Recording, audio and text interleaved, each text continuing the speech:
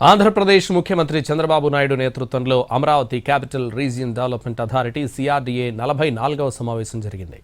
LPS zone 7, zone 10లో లేఅవుట్లకు authority ఆమోదం తెలిపింది. 2723 కోట్ల పనులకు గ్రీన్ సిగ్నల్ ఇచ్చింది.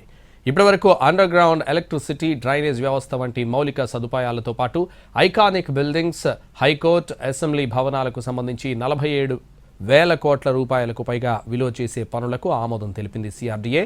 త్వరలోనే టెండర్ల ప్రక్రియ ప్రారంభం కానుంది. టిడ్కో ఇళ్లపైన చంద్రబాబు సమీక్షించారు. బ్యాంక్ లోన్లు క్లియర్ చేసి వచ్చే జూన్లోగా 1,00,000 ఇళ్లు పూర్తయ్యేలా చూడాలని అధికారుల్ని ఆదేశించారు చంద్రబాబు. 44వ అథారిటీ మీటింగ్ సిఆర్డీఏ జరిగింది.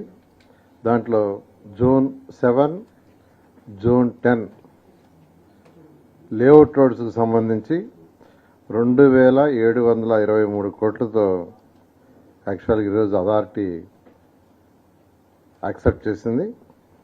సో మొత్తం ఇంతవరకు 47,288 కోట్లు, 47,288 కోట్ల రూపాయలకి ఈ అథారిటీ ఇంతవరకు యాక్చువల్గా రోడ్లు కావచ్చు, డ్రైన్స్ కావచ్చు, డ్రింకింగ్ వాటర్ కావచ్చు, సివరేజ్ యూజ్డ్ వాటర్ కావచ్చు, ఎలక్ట్రిసిటీ అండర్ గ్రౌండ్ లైన్స్ కావచ్చు, లేదా అధికారులకు 3,600 బిల్డింగ్స్ కావచ్చు, లేదా 5 ఐకానిక్ టవర్స్ కావచ్చు, 250 మీటర్లు ఎత్తుండే అసెంబ్లీ భవనం కావచ్చు, లేదా హైకోర్టు భవనం కావచ్చు.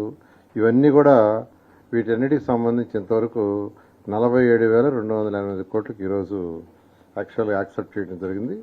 మిగిలినవి కూడా ఈ నెలాఖరా కొన్ని నెక్స్ట్ మంత్లో బ్యాలెన్స్ కంప్లీట్ చేసి వర్క్స్ అన్నీ యాక్చువల్గా టేకప్ చేయడం జరుగుతుంది. టెండర్లు కూడా 1 by 1 నెక్స్ట్ మంత్ 15వ తేదీ లోపల అన్నిటికి సంబంధించి టెండర్లు కూడా